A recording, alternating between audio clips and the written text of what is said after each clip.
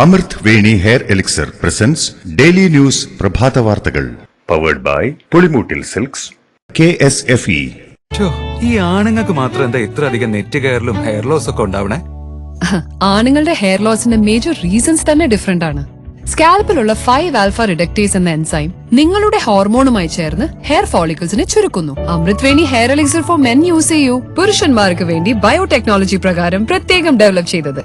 നമസ്കാരം, ഞാൻ ഷാജി പത്മനാഭൻ. ഡെയിലി ന്യൂസിന്റെ പ്രഭാത വാർത്തകളിലേക്ക് സ്വാഗതം. ഇന്ന് ജൂലൈ 26 വെള്ളിയാഴ്ച.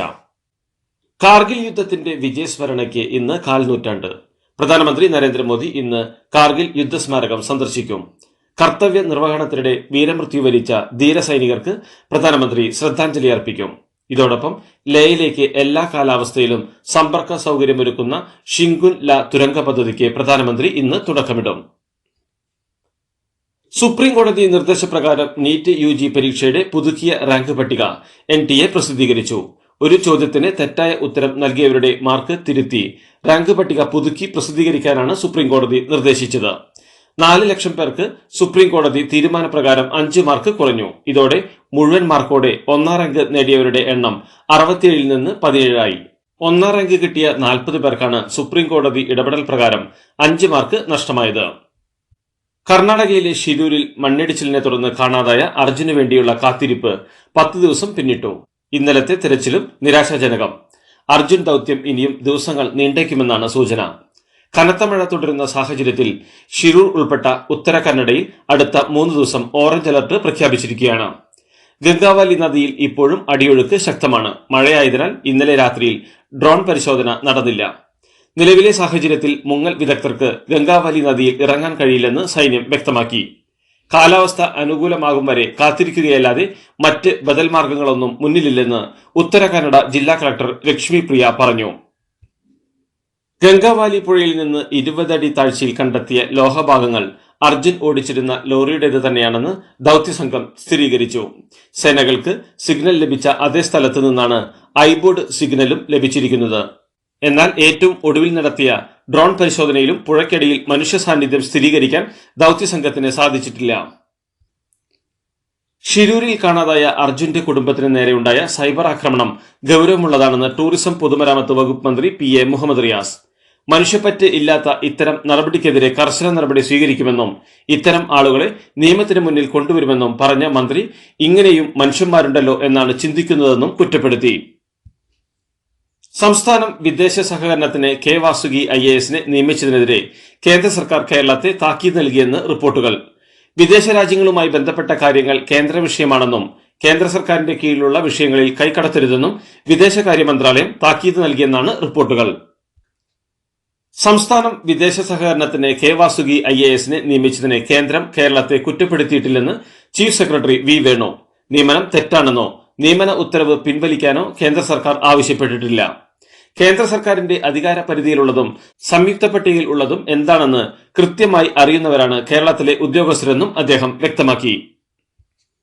നിപ്പ പരിശോധനയിൽ ഇന്നലെ 8 പേരുടെ ഫലങ്ങൾ നെഗറ്റീവായതായി മന്ത്രി വീണ ജോർജ്. ഇതോടെ ആകെ 66 സാമ്പിളുകളാണ് നെഗറ്റീവായത്. പുതുതായി 2 പേരാണ് അഡ്മിറ്റായത്.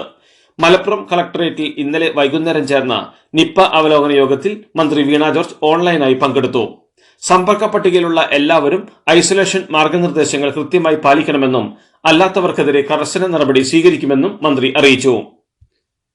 സംസ്ഥാനത്ത് മഴക്കെടുതിയിൽ വ്യാപക നാശനഷ്ടങ്ങൾ. കൊല്ലം ജില്ലയിലെ അഞ്ചൽ ഏരൂരിൽ ശക്തമായ കാറ്റിലും മഴയിലും വൈദ്യുതി ലൈനിന് മുകളിലേക്ക് മരം വീണു. മരം വീണതോടെ അഞ്ചൽ കുളത്തുപുഴ റോഡിൽ ഗതാഗത ക്രമീകരണം ഏർപ്പെടുത്തി. പാലക്കാട് ജില്ലയിൽ കാഞ്ഞിരപ്പുഴ ജലസേചന വകുപ്പിന് കീഴിലെ വാഹനത്തിനു മുകളിൽ മരം കടപുഴകി വീണു. വടക്കൻ പറവൂർ നഗരസഭ 1ാം വാർഡിലെ വൃന്ദാവൻ ഭാഗത്ത് മരങ്ങൾ ഒടിഞ്ഞു വീണ് നാശനഷ്ടമുണ്ടായി. ബുധനാഴ്ച രാത്രിയും ഇന്നലെ പുലർച്ചെയുമായി വീശിയടിച്ച മിന്നൽ ചുഴലിയിൽ കണ്ണൂർ മലയോര മേഖലകളിൽ വ്യാപക നാശനഷ്ടങ്ങൾ ഉണ്ടായി. വയനാട്ടിൽ ശക്തമായ കാറ്റിൽ സ്കൂളിന്റെ മേൽക്കൂര പറന്നുപോയി. Wayanad Valad Edathana tribal higher secondary സ്കൂളിന്റെ മേൽക്കൂരയാണ് പറന്നുപോയത്. അധ്യാപകരും വിദ്യാർത്ഥികളും ക്ലാസ്സിൽ കയറിയ ശേഷമാണ് മേൽക്കൂര സ്കൂൾ മുറ്റത്തേക്ക് വീണത് എന്നതിനാൽ വൻ ദുരന്തം ഒഴിവായി. പണ്ട് മുത്തശ്ശിയുടെ കല്യാണക്കഥ കേട്ട മുതലെയുള്ള ആഗ്രഹമാണ് അന്നത്തെ മുത്തശ്ശിയെ പോലെ എന്റെ കല്യാണത്തിന് എടുത്തൊരുങ്ങണമെന്ന്. നിറമേന്തിയും മോഹമുയരും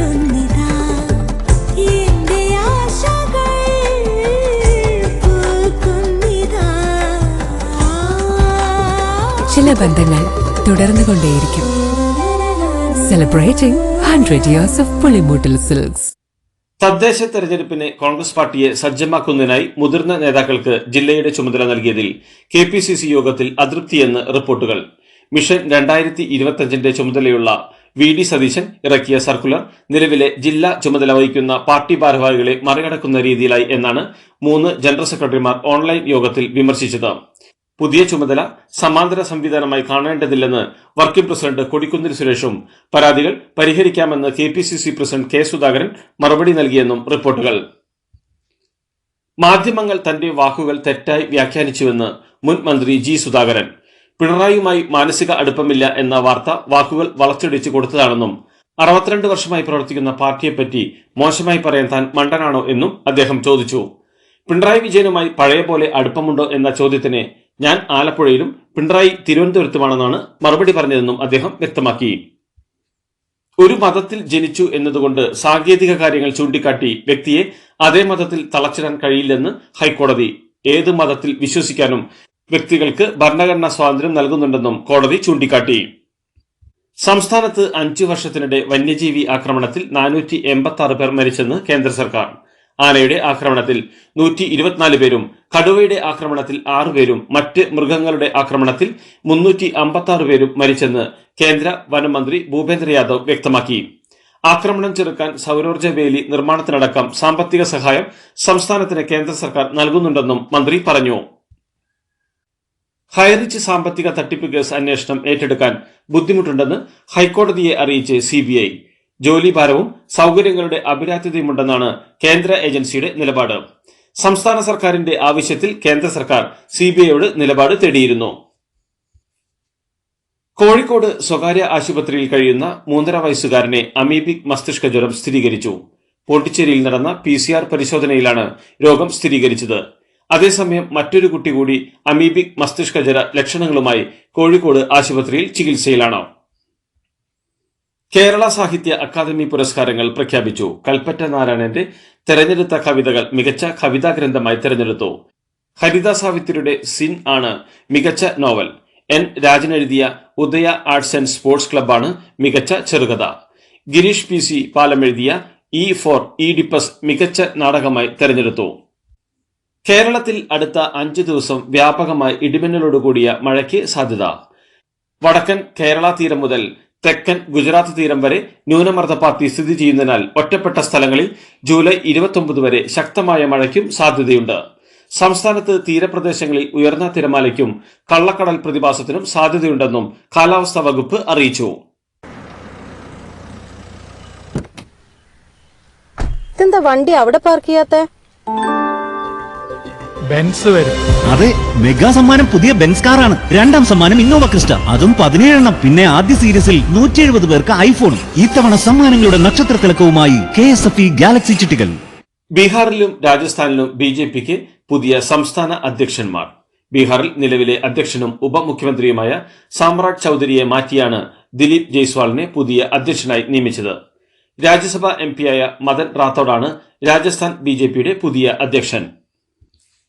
ആന്ധ്രാപ്രദേശ് മുൻ മുഖ്യമന്ത്രിയും YSR കോൺഗ്രസ് അധ്യക്ഷനുമായ ജഗൻമോഹൻ റെഡ്ഡിയെ കുപ്രസിദ്ധ കുറ്റവാളി പാബ്ലോ എസ്കോബാറുമായി താരതമ്യം ചെയ്ത് ആന്ധ്രാപ്രദേശ് മുഖ്യമന്ത്രി ചന്ദ്രബാബു നായിഡു. ഡൽഹിയിൽ നായിഡു സർക്കാരിനെതിരെ ജഗൻമോഹൻ റെഡ്ഡി നടത്തിയ പ്രതിഷേധത്തിന് പിന്നാലെയാണ് നായിഡുവിന്റെ അധിക്ഷേപം. YSR കോൺഗ്രസ് പ്രവർത്തകരെ സർക്കാർ വേട്ടയാടുന്നുവെന്ന് ആരോപിച്ചായിരുന്നു ഡൽഹിയിൽ പ്രതിഷേധം. രാഷ്ട്രപതി ദ്രൗപദി മുർമുവിന്റെ ഔദ്യോഗിക വസതിക്ക് അകത്ത് 2 ഹാളുകളുടെ പേര് മാറ്റി. രാഷ്ട്രപതി ഭവനിലെ ദർബാർ ഹാളിനെ ഗണതന്ത്ര മണ്ഡപ് എന്നും അശോക് ഹാളിനെ അശോക് മണ്ഡപ് എന്നും പേരുകൾ മാറ്റി രാഷ്ട്രപതി ഉത്തരവിറക്കി.